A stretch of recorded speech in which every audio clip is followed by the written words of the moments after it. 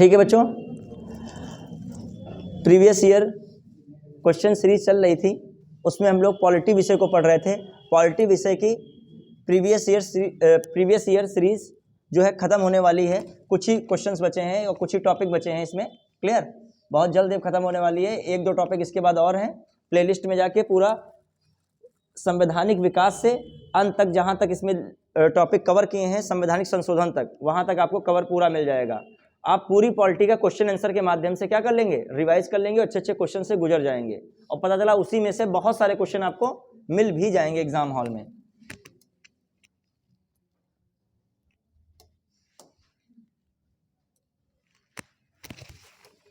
चलिए स्टार्ट कर रहे हैं हम लोग।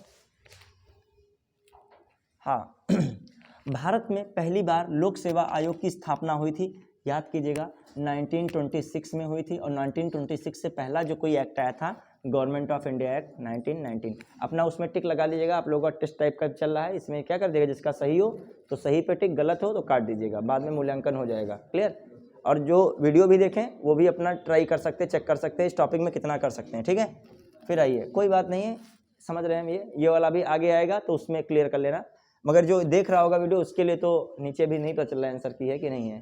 क्लियर, चलिए उत्तर प्रदेश लोक सेवा आयोग के वे किस निधि पर भारित होते हैं?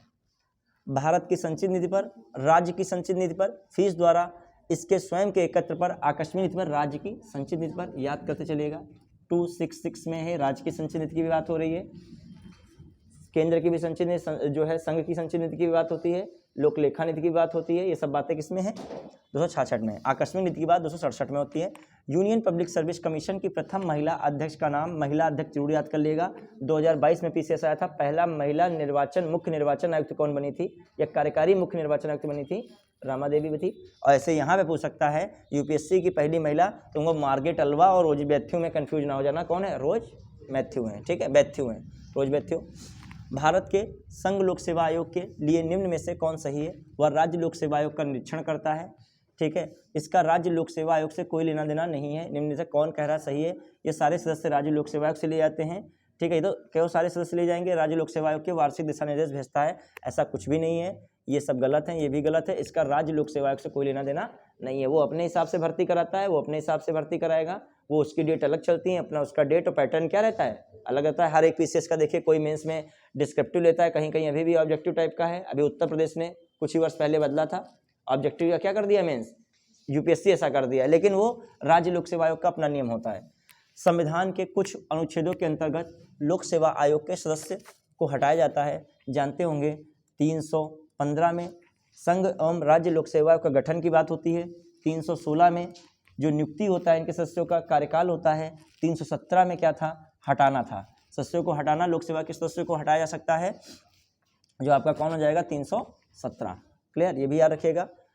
फिर आइए, जो संघ लोक सेवा आयोग के अध्यक्ष हों या सदस्य हों, उनको जो हटाने की रीति निर्धारित की गई है वो किस तरीके से हटाए जाते हैं, उसमें सुप्रीम कोर्ट की क्या लगती है, जो है मतलब जांच जाएगी राष्ट्रपति द्वारा। जो हटाने की बात होगी, जो राष्ट्रपति द्वारा जांच कहाँ भेजी जाएगी, सुप्रीम कोर्ट। सुप्रीम कोर्ट से जांच होने के बाद ही किसको हटाया जा सकता है, संघ लोक सेवा आयोग के अध्यक्ष और सदस्यों को। क्लियर, देखिए, और दूसरी बात, सीधी सीधी बात है, चाहे यूपीएससी हो, ठीक है, क्लियर, चाहे आपका एनएचआरसी हो, चाहे सीबीसी हो, क्लियर, और चाहे सीआईसी हो, जो इनको सबको यदि हटाने की बात कही जाए तो इनके चेयरमैन सदस्य इनको जो हटाने की बात में हटाएगा राष्ट्रपति, लेकिन संसद की सलाह पे नहीं, राष्ट्रपति सुप्रीम कोर्ट की सलाह पर। किसी सलाह पर, सुप्रीम कोर्ट की सलाह पर।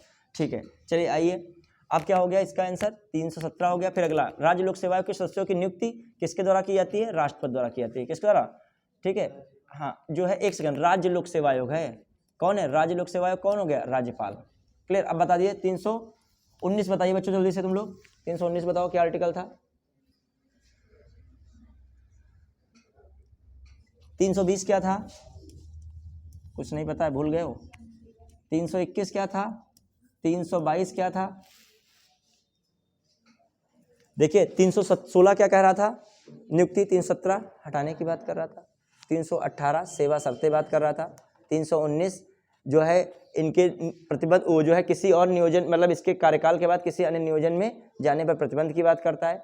320 क्या कर रहा है, इनके कार्य क्या कर रहा है, कार्य और कर्तव्य जो है। 320 क्या कहेगा, कार्य और कर्तव्य। अभी विस्तार तो बाद में होगा। फिर संसद द्वारा इनका कार्यों का विस्तार कह सकता है 321 में। इनके खर्चे हैं 322 में, और जो है 320 में प्रतिवेदन रहता है। इनका वार्षिक रिपोर्ट जो रहती है 323 में, 23 में। क्लियर। फिर आइए, किसी राज्य लोक सेवा आयोग के कार्यों को निम्नलिखित में से किस एक के अनुमोदन से संघ लोक सेवा आयोग को सौंपा सकता है।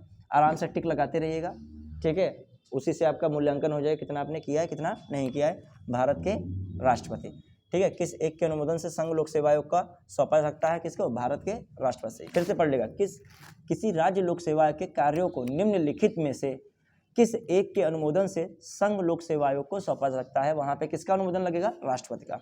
निम्नलिखित में से किस मामले में राज्य लोक सेवा आयोग से परामर्श नहीं लिया जाता है। सिविल सेवा की भर्ती की पद्धति पर राज्य लोक सेवा आयोग से परामर्श नहीं लिया जाता है, ठीक है।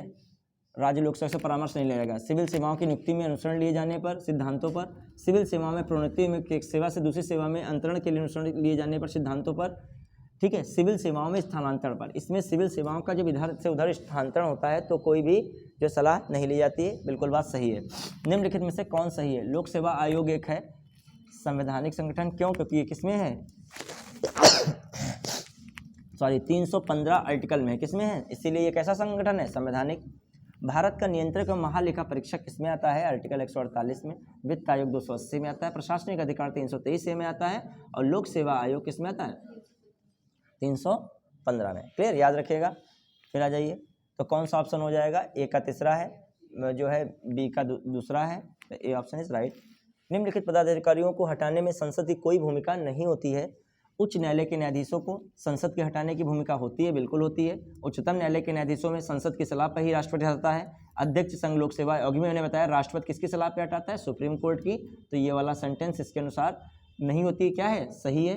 और फिर नियंत्रक एवं महालेखा परीक्षक की नियुक्ति राष्ट्रपति करता है सरकार की सलाह पर, केंद्र सरकार की हटाता है राष्ट्रपति, लेकिन संसद की सलाह पर। तो कौन ऑप्शन हो जाएगा, अच्छा क्वेश्चन था, केवल 3। कौन हो जाएगा, केवल 3। 2 या 2 से अधिक, मतलब ये डी ऑप्शन। निम्नलिखित में से एक संयुक्त लोक सेवा आयोग बनाया जा सकता है बच्चे, जो है किसके द्वारा, राष्ट्र लोकसभा और संघ लोक सेवा, नहीं, संबंधित राज्यों के निवेदन पर जो है संसद द्वारा। ये आंसर की इसकी थी। फिर आइए, निर्वाचन आयोग, फटाक से इसको बच्चों करते हैं हम लोग। निर्वाचन आयोग, भारत का संविधान निम्नलिखित अनुच्छेदों में से किस एक के अंतर्गत एक निर्वाचन आयोग का प्रावधान करता है। सिंपल है, आर्टिकल 324। पार्ट बताइए फटाक से, कौन सा पार्ट है, पार्ट 15, याद रखिएगा, पार्ट 15, ठीक है। बताइए, राष्ट्र जो है राज्यसभा का निर्वाचन कहाँ से लिया गया है, यह निर्वाचन हटाइए, राज्यसभा के सदस्यों का मनोनयन कहाँ से लिया गया है। जो 12 सदस्य मनोनीत कहाँ होते हैं, कहाँ से, राज्यसभा के मनोनीत, हाँ, तो राज्यसभा के सदस्यों का मनोनयन कहाँ से, आयरलैंड। क्लियर। केंद्र और राज्य के बीच शक्तियों का विभाजन कहाँ से है, ऑस्ट्रेलिया से। समवर्ती सूची ऑस्ट्रेलिया से। हाँ, जल्दी से आइए। फिर कहाँ पे हम लोग, निर्वाचन आयोग के अनुरोध पर राष्ट्रपति निर्वाचन आयोग को उसके कार्यों के निर्वहन के लिए, क्या क्वेश्चन अच्छा है, लोकसभा के लिए निर्वाचन के बारे में निम्नलिखित में से कौन सा कथन सही नहीं है। निर्वाचन वैश्विक के आधार पर होता है, सही बात है। निर्वाचनों का संचालन निर्वाचन आयोग करता है, ये भी बात सही है। निर्वाचनों के लिए मतदाताओं की सूची को राष्ट्रपति के निर्देशन और नियंत्रण में तैयार किया जाता है, ये बात क्या है, गलत है। ये राष्ट्रपति नहीं, मुख्य चुनाव आयुक्त या मुख्य निर्वाचन आयुक्त के निर्देशन और नियंत्रण में तैयार किया जाता है। या कह लिए सीधे भारत निर्वाचन आयोग के निर्देशन और नियंत्रण में क्या किया जाता है, मतदाताओं की सूची को तैयार किया जाता है, ये बात गलत हो गई।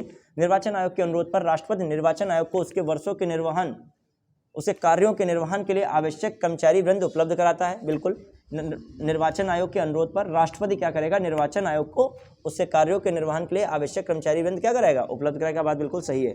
राज्य विधानमंडल के निर्वाचन हेतु सदस्यों में सम्मिलित हैं या वैश्विक पर होता है, क्या है, सही है क्या, ठीक। प्रत्येक क्षेत्रीय निर्वाचन क्षेत्र के लिए एक निर्वाचक सूची होगी, सही है। धर्म, जाति, लिंग आदि के लिए निर्वाचक सूची बनाने में कोई स्थान नहीं होगा, ये कौन सा आर्टिकल कहता है, 325। क्लियर। फिर आइए, राजनीतिक दलों को अपने स्वयं के मानक स्थापित करने की स्वतंत्रता होगी, अपने स्वयं की स्थापित कर सकते हैं, कोई संवैधानिक मानक तो कहा नहीं जा रहा है। तो ये बात क्या हो सकती है, जो है सही हो सकती है, उपरोक्त सभी। भारत के मुख्य निर्वाचन आयुक्त की पदावधि क्या है? ठीक है, 6 वर्ष राष्ट्रपति के प्रसाद पर्यंत, 6 वर्ष या 65 वर्ष की आयु, जो भी पहले हो जाए। C option is right. परिसीमन आयोग के संदर्भ में निम्नलिखित कथनों पर विचार कीजिए। अभी तक परिसीमन आयोग कितनी बार बन चुका है? 1952 में बना था कि नहीं, 1972, फिर 1962 है, फिर 1972, 10-10 वर्ष पे बनता था, लेकिन 42वां संविधान संशोधन हुआ, उसमें कहा गया प्रत्येक 10 वर्ष की जनगणना के आधार पे ये परिसीमन नहीं होगा। तो अगली बार बन रहा है जाके कब? 2002 में। तो ये परिसीमन याद रखिएगा, ठीक है। परिसीमन आयोग के आदेशों को किसी भी न्यायालय में चुनौती नहीं दी जा सकती, बात बिल्कुल सही है। फिर है, परिसीमन आयोग के आदेश जब लोकसभा अथवा राज्य विधानसभा के सम्मुख रखे जाते तो उन आदेशों में कोई संशोधन नहीं हो सकता, ये भी बात बिल्कुल सही है। क्लियर। नवयुवकों द्वारा 18 वर्ष की आयु पर मताधिकार पहली बार प्रयोग किया गया था 1989 के साथ, बिल्कुल सही है। निर्गम मत सर्वेक्षण मतलब एग्जिट पोल में क्या कथन सही है? निर्गम मत सर्वेक्षण अभिव्यक्ति का प्रयोग मतदाताओं के उस निर्वाचनेतर सर्वेक्षण को व्यक्त करता है, यह पता चले कि मतदाताओं ने अपने मताधिकार का प्रयोग किस प्रत्याशी के पक्ष में किया है। निर्गत मत सर्वेक्षण जनमत सर्वेक्षण एक ही बात है, ऐसा नहीं है। निर्गम मत सर्वेक्षण वह युक्ति है जिससे मतदाता के परिणामों के विषय में अधिकतम सही पूर्वानुमान किया सकता है, ये हो सकता है या ये हो सकता है। निर्गम मत सर्वेक्षण हाल ही में मुख्य निर्वाचन आयोग द्वारा निकाली गई प्रशासनिक युक्ति नहीं है। तो देखिए, निर्गम मत सर्वेक्षण अभिव्यक्ति का प्रयोग अभिव्यक्ति करते हैं, मतदाताओं के निर्वाचनेतर सर्वेक्षण को व्यक्त करता है, जिससे यह पता चले कि मतदाताओं ने अपने मताधिकार का प्रयोग किस प्रत्याशी के पक्ष में किया है। तभी तो आगे चल के संभावना बनती है। ये वाला स्टेप किससे निकलता है? इस वाले से। मतलब ये स्टेप जो बनता है मतदाता सही पूर्वानुमान, तो पूर्वानुमान कैसे पता करते हैं? पहले पूछते हैं जाके ना, वहाँ बटन थोड़ी चेक कर ले आके। तो पहली स्थिति किससे? लोग बताएंगे हमने इस प्रत्याशी को वोट दिया है, तभी बाद में क्या निकलता है? एग्जिट पोल आता है। तो पहली वाली चीज़ को हम लोग क्या करें? फोकस ज़्यादा करें। क्लियर। जनप्रतिनिधि अधिनियम 1996 द्वारा निर्वाचन विधि में हुए हाल संशोधन के विषय में निम्नलिखित कथनों पर विचार करें। क्लियर बच्चे, विचार कीजिए। 1996 का जनप्रतिनिधि अधिनियम है। भारतीय राष्ट्रीय ध्वज भारत के संविधान के अपमान के अपराध के लिए किसी दोषसिद्ध के होने पर दोषसिद्ध की तिथि से 6 वर्षों के लिए संसद और राज्य विधानमंडलों के चुनाव लड़ने की अयोग्यता हो जाएगी। ये बात क्या है? मतलब ये दोषी होते हो तो 6 वर्षों के लिए संसद हो या राज्य विधानमंडल के चुनाव लड़ने की क्या हो जाएगी? अयोग्यता हो जाएगी। जनप्रतिनिधि अधिनियम 1996 का है, अब का नहीं, अभी का। ठीक है। लोकसभा के लिए चुनाव लड़ने हैं तो अभ्यर्थी द्वारा जमा किए जाने वाली प्रतिभूति निक्षेप में वृद्धि की जाएगी, जमानत राशि में क्या है? बढ़ोतरी की जाएगी, ये बता रहा है जनप्रतिनिधि अधिनियम। कोई अभ्यर्थी अब एक से अधिक संसदीय निर्वाचन क्षेत्र से निर्वाचन के लिए खड़ा नहीं हो सकता है। ये बात तो गलत हो रही है। क्यों? क्योंकि अभी आपको देखने को मिल रहे हैं कई निर्वाचन क्षेत्र से एक प्रत्याशी खड़ा होता है। क्लियर। ठीक है, मान लीजिए मोदी जी हैं, गुजरात से भी खड़े हो रहे हैं, यहाँ बनारस से भी खड़े हो रहे हैं, बाद में दोनों जीत जाते हैं, एक सेलेक्ट करते हैं, क्या हो जाती है? सदस्यता नहीं लेते हैं उसकी, वहाँ चुनाव मतलब उस सीट पे नहीं फिर जीतते हैं, मतलब उसको किनारे कर देते हैं। कौन सी सीट अपनी रखते हैं? किस संसद में जब सदस्यता रखेंगे तो किस निर्वाचन क्षेत्र की रखेंगे? मान लीजिए वाराणसी की रखेंगे, उससे मैटर खत्म हो जाएगा। चुनाव लड़ने वाले किसी अभ्यर्थी की मृत्यु हो जाने पर अब किसी निर्वाचन को प्रतिदिष्ट नहीं कह सकता है। देखिए, ये वाला ऑप्शन जहाँ जहाँ आ रहा है उसको काटिए। ये कौन सा ऑप्शन होगा? एलिमिनेशन मेथड भी यूज किया करिए जब बड़े क्वेश्चंस आए। तो कौन ऑप्शन हो जाएगा? बी। भारत में निर्वाचन प्रक्रम के प्रारंभ के विषय में निम्नलिखित में से कौन सा सही है? सरकार द्वारा निर्वाचन की सिफारिश और निर्वाचन आयोग द्वारा निर्वाचन की अधिसूचना जारी करती है। निर्वाचन की अधिसूचना कभी निर्वाचन आयोग जारी ही नहीं करता है। केंद्र में कौन करेगा? राष्ट्रपति। राज्य में कौन करेगा? राज्यपाल। तो ये लाइन क्या हो गई? गलत। निर्वाचन आयोग द्वारा निर्वाचन की सिफारिश और केंद्र में गृह मंत्रालय द्वारा राज्य में गृह विभाग द्वारा निर्वाचन की सूचना जारी, ये भी गलत हो गया। गृह मंत्रालय गृह विभाग कहाँ जारी करेगा? निर्वाचन आयोग द्वारा निर्वाचन की सिफारिश, राष्ट्रपति तथा राज्यपाल द्वारा निर्वाचन की सूचना जारी किया जाना, ये बात बिल्कुल क्या है? सही है। कार्यों, फिर अगला निर्वाचन की सिफारिश उसकी अधिसूचना जारी किया जाना, निर्वाचन आयोग अधिसूचना थोड़ी जारी करेगा, ये वाला भी क्या हो गया? गलत। निर्वाचन की अधिसूचना बनाता वो है, लेकिन जारी कौन करता है? राष्ट्रपति या राज्यपाल। भारत के मुख्य चुनाव आयुक्त को नियुक्त किया जाता है किसके द्वारा? राष्ट्रपति द्वारा। और जो अन्य चुनाव आयुक्त हैं, ठीक है, उनकी नियुक्ति किसके द्वारा होती है? राष्ट्रपति द्वारा होती है। क्लियर। हाँ, फिर आ रहे हैं हम लोग, लेकिन उसमें सलाह मुख्य चुनाव आयुक्त कहती है। निम्न में से कौन सा चुनाव निर्वाचन आयोग द्वारा संपादित नहीं किया जाता है? लोकसभा राज्यसभा किया जाता है, स्थानीय निकायों का नहीं किया जाता है। ये राज्य चुनाव आयोग करता है। भारतीय संविधान का कौन सा अनुच्छेद लोकसभा तथा विधानसभा प्रतिनिधियों को निर्वाचित करने अर्थात वयस्क मताधिकार का अधिकार प्रदान करता है? 326। कल ही बताया था, चर्चा चल रही थी टेस्ट सीरीज में। उस देश में अनुपातिक प्रतिनिधित्व आवश्यक नहीं है जहां कोई आरक्षित निर्वाचन क्षेत्र है। द्विदलीय प्रणाली विकसित हुई है, जहां पे द्विदलीय प्रणाली विकसित हुई है वहां अनुपातिक प्रतिनिधित्व आवश्यक नहीं है। तो कौन हो जाएगा? ये वाला, जहां सब पहले आए सब ले आए पद्धति प्रचलित है। राष्ट्रपति संसदीय शासन प्रणाली का मिश्रण है। यहाँ पे क्या है? उस देश में अनुपातिक प्रतिनिधित्व प्रणाली आवश्यक नहीं है जहाँ पर क्या है? द्विदलीय ही क्या है? व्यवस्था है। तो ये वाली बात बिल्कुल सही है। भारत के निर्वाचन आयोग के निम्नलिखित में से कौन से कृत्य हैं? लोकसभा के अध्यक्ष, उपाध्यक्ष तथा राज्यसभा के सभापति पदों के लिए निर्वाचन कराना। ये बात गलत है। लोकसभा का अध्यक्ष, उपाध्यक्ष और राज्यसभा के सभापति का निर्वाचन थोड़ी निर्वाचन आयोग कराएगा। नगर पालिकाओं का ये सब निर्वाचन भी नहीं कराता है।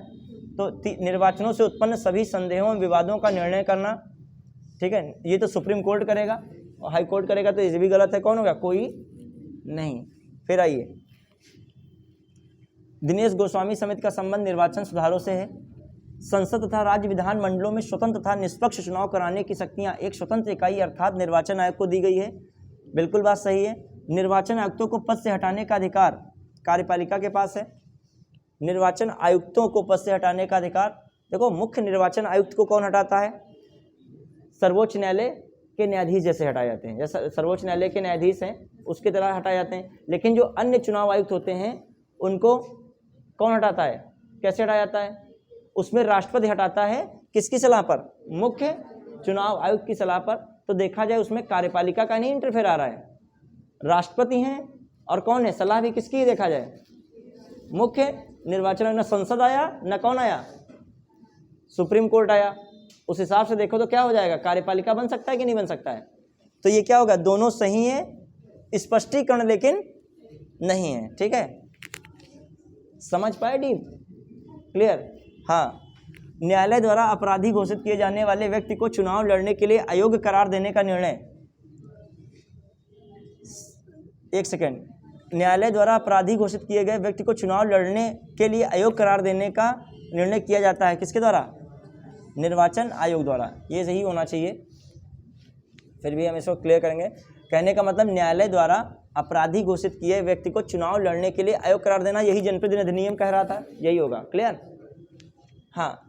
यदि किसी राज्य विधानसभा के निर्वाचन में निर्वाचित घोषित होने वाले प्रत्याशी अपनी राशि खो देते हैं तो उसका अर्थ है, बच्चे शांत रहेगा थोड़ा, राशि खो देते हैं मतलब जमानतें जब्त हो जा रही है। क्या संभावनाएं होती हैं? मतदान बहुत कम हुआ, बहुसदस्यीय निर्वाचन क्षेत्र का निर्वाचन था, निर्वाचित प्रत्याशी की अपने निकटतम प्रतिद्वंदी पर विजय बहुत कम से हुई। इसका मतलब है निर्वाचन लड़ने वाले प्रत्याशियों की इतनी संख्या थी कि 1/6 ही क्या नहीं हो पा रही थी, तो जमानत अपने आप क्या हो रही थी। ठीक है, तो यदि आप कुल से 1/6 मतलब से कम पाते हैं तो क्या हो जाएगी? जमानत जब जाएगी। तो क्या इतना ज़्यादा प्रत्याशी खड़े हो गए तो ये वाला मैटर क्या हो गया? कंडीशन ये वाली बन गई। ठीक है। भारत में विविध निर्वाचन क्षेत्रों के निम्नलिखित में से कौन सी निर्वाचन प्रणालियाँ स्वीकृत की गई हैं? वयस्क मताधिकार के आधार पर प्रत्यक्ष निर्वाचन प्रणाली, वयस्क मताधिकार के आधार पर प्रत्यक्ष निर्वाचन प्रणाली। ठीक है। फिर आइए, एकल संक्रमणी मत के द्वारा अनुपातिक प्रतिनिधित्व प्रणाली, दोनों ली गई हैं। अनुपातिक प्रतिनिधित्व की सूची प्रणाली नहीं है, अनुपातिक प्रतिनिधित्व की सूची प्रणाली का वर्ड कहीं नहीं आया है। अप्रत्यक्ष निर्वाचन की संचयी मतदान प्रणाली भी वर्ड नहीं आया, तो कौन हो जाएगा? एक और दो सही है, ए ऑप्शन इज राइट। निम्नलिखित में से किसका संबंध चुनाव आयोग से नहीं है? चुनाव की सूचना जारी करना, ठीक है, फिर चुनाव चिन्ह का बांटना, चुनाव की वैधता को निपटाना, ये सब तो है। ठीक है, लेकिन चुनाव शांतिपूर्ण ढंग से संपन्न कराना, इसमें जो है चुनाव की अधिसूचना जारी करना,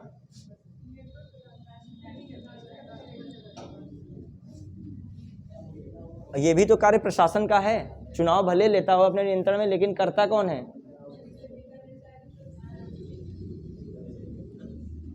इसमें अधिसूचना जारी करना, अधिसूचना बनाता तो है राष्ट्रपति, करता तो राष्ट्रपति है, लेकिन चुनाव की सूचना जारी करना, वैसे इसमें ये भी सही हो सकता है और मेरे अकॉर्डिंग दोनों हमें डाउट लग रहे हैं, ये भी सही बनने की संभावना है। ये भी चुनाव शांतिपूर्ण ढंग से ये ज़्यादा रखिएगा। अधिसूचना जारी करना किसका काम है?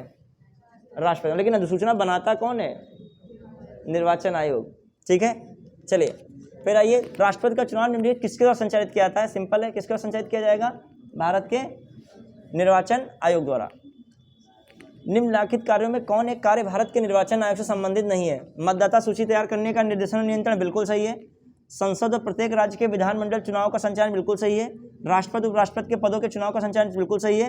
विधानमंडल के चुनाव के लिए उचित प्रावधान करना, ये क्या है? यही देखो, अच्छा उपराष्ट्रपति का चुनाव होता है, वही करता नहीं, अप्रत्यक्ष रूप से चुनाव होता है। उपराष्ट्रपति का क्या होता है? चुनाव होता है, ठीक है। तो देखिए राष्ट्रपति उपराष्ट्रपति के पदों के लिए चुनाव का संचालन कौन करेगा? फिर आइए विधानमंडल, देखो ये तीन तो बिल्कुल सही बातें हैं। विधानमंडलों के चुनाव के लिए उचित प्रावधान करना सरकार का काम है। किसका काम है? ठीक है, तो ये कौन हो गया? यही देख रहे हैं, समझ पाए कि नहीं? तीन तो बिल्कुल सही है। निर्देशन और नियंत्रण करता है कि नहीं? फिर प्रत्येक राज्य के विधानमंडल का चुनाव कराता है कि नहीं? राष्ट्रपति उपराष्ट्रपति का चुनाव कराता है कि नहीं? और इसमें लिखा है विधानमंडलों के चुनाव के लिए उचित प्रावधान करना है। प्रावधान वगैरह कौन करेगा? मैनेज सरकार करे।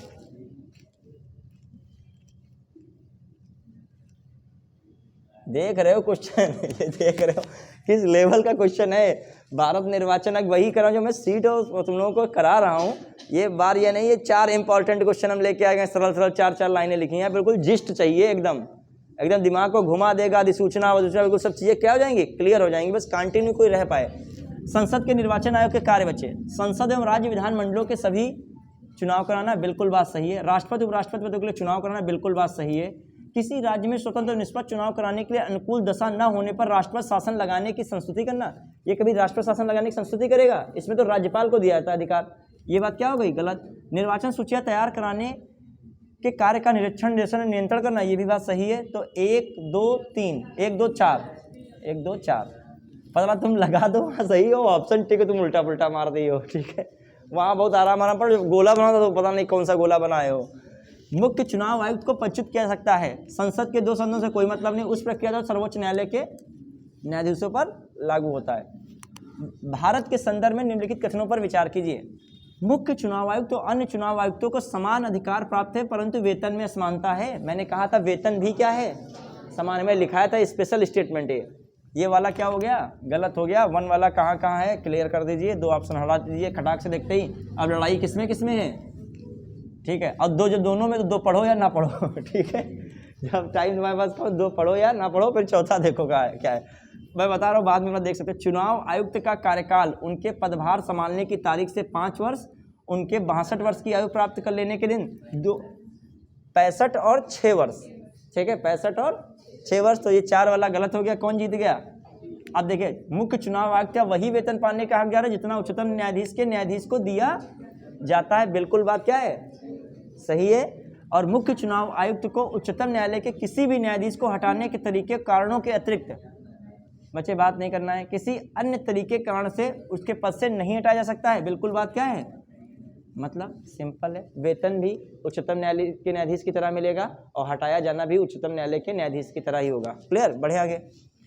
और कार्यकाल 6 वर्ष या 65 वर्ष तक, जो भी इनमें से क्या हो जाए? पहले हो जाए। निम्नलिखित में से भारत के चुनाव आयोग का सदस्य नहीं है। अब वो उस समय का क्वेश्चन हटा दीजिए, इस समय बताइए कौन कौन है। मुख्य चुनाव आयुक्त कौन है? राजीव कुमार हैं। अन्य चुनाव आयुक्त कौन है? अरुण गोयल हैं और अनूप चंद्र पांडे हैं, ठीक है। हाँ, आइए कहाँ पहुँचे? भारत के केंद्रीय लोकसभा और राज्यों, देखिए फटाक से, भारत के केंद्रीय लोकसभा और राज्यों की विधानसभाओं के निर्वाचन में सदस्यों को बहुमत पाने वाले राजनीतिक दल ही सरकार बनाते हैं, न कि मतों को बहुमत पाने वाले। लिखा गया भारत के केंद्रीय लोकसभा तथा राज्यसभा की विधानसभाओं के निर्वाचन में सदस्यों का बहुमत पाने वाले राजनीतिक दल ही सरकार बनाते हैं, ना कि मतों का बहुमत पाने वालों से कोई मतलब नहीं। सदस्य जिसके ज़्यादा होंगे वहाँ पे लोकसभा में नंबर्स ऑफ सीट ज़्यादा होंगी, वही क्या बनाएगा? सरकार बनाएगा। तो पहली बात क्या है? सही है। बहुमत प्रणाली पर आधारित निर्वाचनों में प्राप्त मतों की आपेक्षिक बहुलता के आधार पर ही परिणाम का निर्णय होता है। बहुमत प्रणाली पर आधारित निर्वाचनों में प्राप्त मतों की आपेक्षिक बहुलता के आधार पर ही परिणाम का निर्णय होता है। बहुमत प्रणाली पर आधारित निर्वाचनों में प्राप्त मतों की आपेक्षिक बहुलता के आधार पर ही परिणाम प्राप्त होता है। बात क्या है? सही है। तो व्याख्या हमारे अकॉर्डिंग यहाँ पे नहीं कर रहे हैं, ये बात अपनी अलग कही जा रही है, ये वाली बात अलग हो रही है, इसको भी हम अभी क्लियर कर लेंगे। व्याख्या पे मैटर फंस रहा है, वैसे हमें तो व्याख्या नहीं लग रही है, अलग अलग बात हो रही है। कौन सा क्वेश्चन है बच्चों? अच्छा, इसमें देखिए व्याख्या वाले मैटर में थोड़ा सा गड़बड़ा रहता है अपना, कहीं कहीं मैटर अलग हो जाता है। क्या कह रहा है? बहुमत प्रणाली पर आधारित निर्वाचनों में प्राप्त मतों की आपेक्षिक बहुलता के आधार भी परिणाम का निर्णय होता है। तो ये दोनों बातें क्या कह रहा है? सही है, और व्याख्या करते हैं।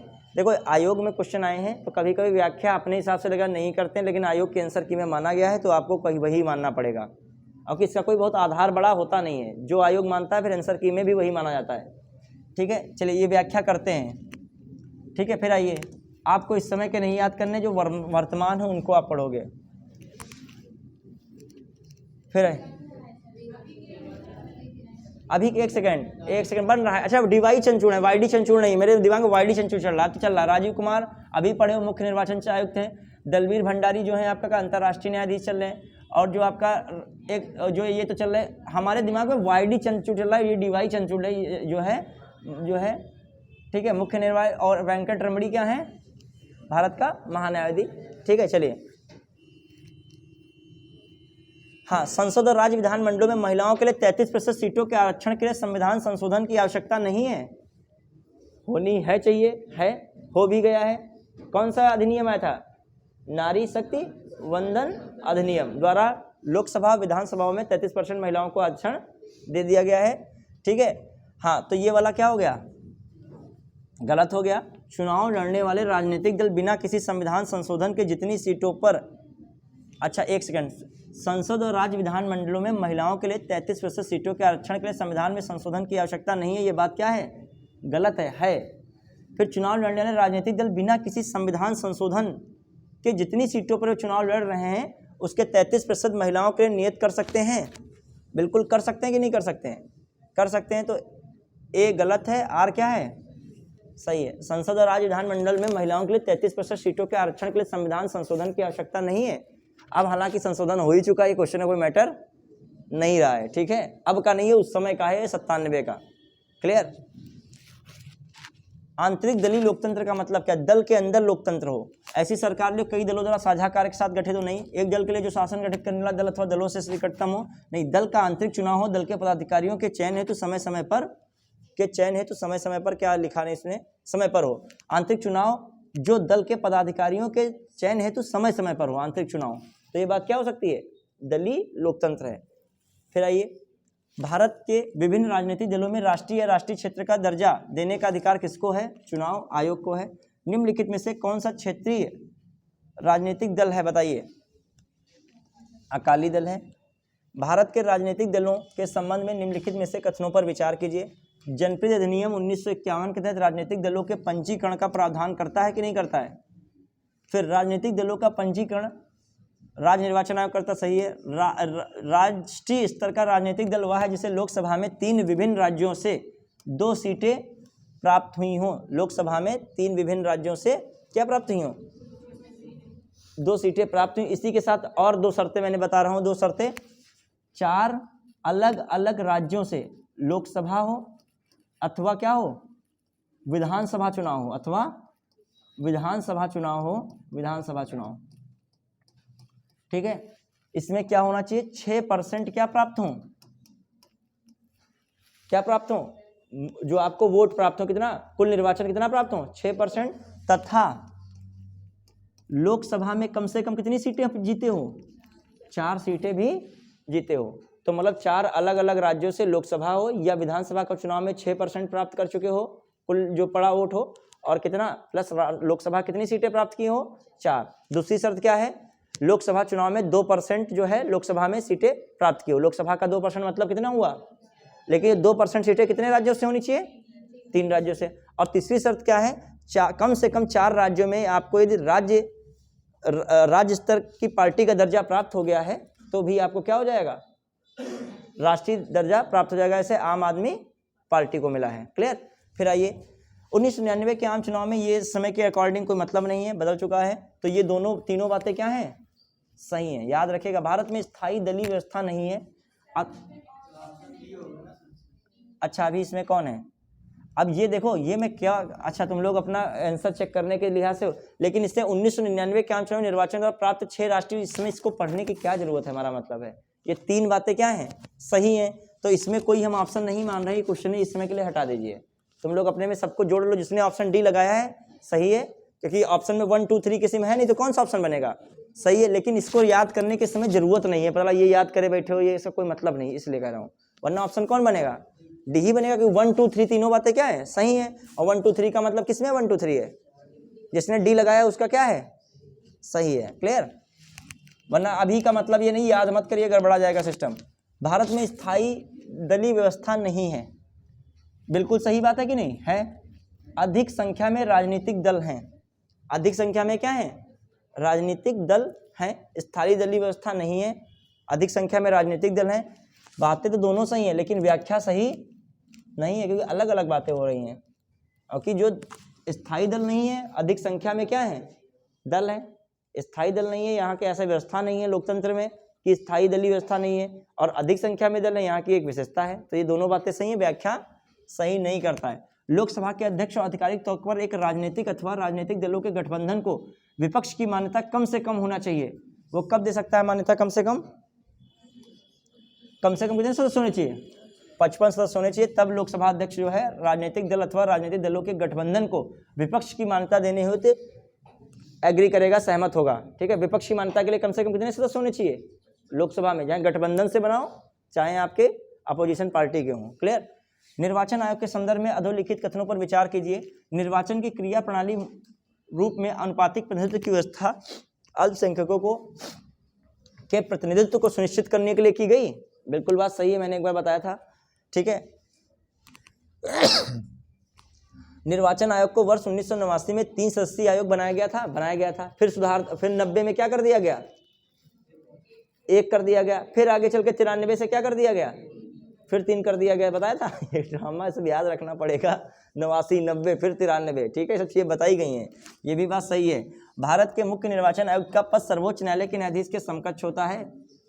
ये भी क्या है आपका, जब उनको वेतन मिल रहा है, ठीक है, हटाने की प्रक्रिया है, तो दिमाग लगा सकते हो क्या, ये बात भी सही है। संसद के सदस्यों की निर्णयों से संबंधित प्रश्न का विनिश्चय करते समय राष्ट्रपति भारत के निर्वाचन आयोग की राय प्राप्त करता है। निर्णयों के संबंधित प्रश्न का विनिश्चय करते समय राष्ट्रपति एक कंडीशन बनती है, तो किससे प्राप्त करता है? निर्वाचन आयोग से प्राप्त करता है, ये भी बात सही है। दिनेश गोस्वामी समिति ने लोकसभा के चुनाव के सरकारी निधियन की सिफारिश की थी, ये भी बात सही है। उपयुक्त क्या है? सभी सही है, ए ऑप्शन इज राइट है। निर्वाचन आयुक्त को हटाया जा सकता है मुख्य चुनाव आयुक्त के परामर्श पर राष्ट्रपति द्वारा, सी ऑप्शन राइट। मत देने का अधिकार और निर्वाचित होने का अधिकार भारत में एक है, विधिक अधिकार है। मैं स्पेशल कहा था, सुप्रीम कोर्ट ने बाद में व्याख्या की थी। क्या है ये? वैसे तो आर्टिकल में लिखा है मताधिकार की बात है, लेकिन जो है सुप्रीम कोर्ट ने व्याख्या में क्या इसको दिया है? विधिक अधिकार। देखो मैं देख रहा हूँ, इसको विधिक अधिकार ही होना चाहिए। हाँ, विधिक अधिकार। इस पर विवाद हुआ है, एक केस आया था, ध्यान नहीं आ रहा, उस केस में सुप्रीम कोर्ट के डिसीजन के अकॉर्डिंग क्या माना गया इसको? है विधिक अधिकार। क्लियर, याद रखिएगा।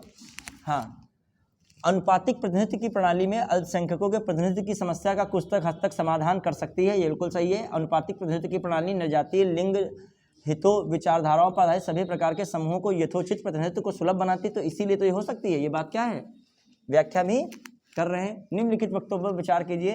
राज्य निर्वाचन आयोग संवैधानिक प्राधिकरण है, बिल्कुल बात सही है। ग्रामीण स्थानीय निकायों के निर्वाचन पर भारत के निर्वाचन आयोग का निरीक्षण रहता है। राज्य निर्वाचन आयोग संवैधानिक प्राधिकरण बिल्कुल है। ग्रामीण स्थानीय निकायों के निर्वाचन पर भारत के निर्वाचन आयोग का निरीक्षण रहता है, बिल्कुल बात क्या है, गलत है। वो राज्य निर्वाचन, एक सेकेंड, राज्य निर्वाचन आयोग एक संवैधानिक प्राधिकरण है। ग्रामीण स्थानीय निकायों के निर्वाचन पर भारत निर्वाचन कह रहा है ना, ये कौन कह रहा है? भारत, बल्कि होना चाहिए राज्य। तो ए सही, आर गलत है। राष्ट्रीय मतदाता दिवस मनाया जाता है 25 जनवरी को, याद रखेगा। और अपना उत्तर प्रदेश दिवस कब मनाया जाता है? 24 जनवरी को। उल्टा न लगा दे, कोई ऑप्शन मिल जाए। भारत के निर्वाचन आयोग 5 सदस्यीय निकाय है, बिल्कुल क्या है, गलत है। भारत का निर्वाचन 5 सदस्यीय कहाँ है? हाँ, गृह मंत्रालय आम चुनाव कराता है, गलत है। निर्वाचन आयोग मान्यता प्राप्त राजनीतिक दलों के विभाजन विलय से संबंधित विवाद निपटाता है, ये बात क्या हो सकती है? सही हो सकती है। तो कौन ऑप्शन हो गया? केवल 3। IAS 2017 क्वेश्चन कर रहे हो। हाँ, फिर आइए। भारत में मतदान के लिए प्रयोग की जाने वाली मशीन वीवीपैट का संस्करण है। M3 है ये, ऐसा क्वेश्चन नहीं आ रहा आता है। ठीक है, वीवीपैट कब अपनाई गई थी ये बताओ। ठीक, 2014 में याद रखेगा। हाँ, नीचे दिए गए ईवीएम कब से शुरू हुई थी मेन, 1998 से, 1998 से। भारत के प्रथम निर्वाचन आयुक्त सुकुमार सेन है, बिल्कुल बात सही है। भारत की पहली महिला मुख्य निर्वाचन आयुक्त रमा देवी थी, बिल्कुल सही है। तो दोनों क्या हैं, सही हैं। कौन से संविधान संशोधन अधिनियम में मतदान की आयु 21 से घटाकर 68 कर दी गई और 18 कर दी गई, 18 वर्ष, किससे, 61वां संविधान। भारत के संविधान के अनुच्छेद 103 के तहत राष्ट्रपति लोकसभा सदस्यों की निरताओं से संबंधित किसी भी प्रश्न पर कोई निर्णय देने से पूर्व निम्नलिखित में से किसकी राय लेगा, निर्वाचन आयोग की। यदि एक राज्य एक चुनाव लागू किया जाता है तो भारतीय संविधान के किस अनुच्छेद में संशोधन की आवश्यकता होगी। देखो 83 क्या कहता है, संसद के दोनों सदनों की क्या है यहाँ पे अवधि है। हालांकि बताया गया राज्यसभा की अवधि इस प्रकार नहीं निर्धारित की गई है क्योंकि उसमें प्रत्येक 2 वर्ष में 1/3 सीटें क्या होती हैं, रिक्त होती हैं। ठीक है, लेकिन अवधि की बात हो रही तो अवधि में आपको कुछ ना कुछ करना पड़ेगा। फिर जो है आपका एक और 172 भी क्या कह रहा है, राज्य विधानमंडल में जो है अवधि वाला मैटर आ रहा है, क्लियर। तो उसमें भी विधानसभा विधान परिषद की अवधि का मैटर है, तो उसमें भी तो संशोधन करना पड़ेगा। ठीक है, 246 कहता है संसद भारत के किसी भी क्षेत्र में कानून बना सकती है, भले ही वो राज्य सूची का क्या उस समय उसमें विषय हो। तो ये चीज़ें क्लैश हो रही हैं कहीं ना कहीं, तो एक से अधिक हो जाएगा। ठीक है, तो डी ऑप्शन इज राइट। आपका ये वाला टॉपिक क्या हुआ, डी ऑप्शन है, कवर हुआ। जो आप ई ऑप्शन है, यहाँ पे ई दिख नहीं रहा हमें हम बता अपनी जान में सही रहे, लेकिन ऑप्शन जो है हाँ कौन है, ये ई है, डी नहीं है, डी तो इधर ही हो गया। कौन है, ई ऑप्शन, उपरोक्त में से एक से अधिक, क्लियर। तो बच्चों आज आपका ये टॉपिक भी कवर हो गया है। धन्यवाद बच्चों।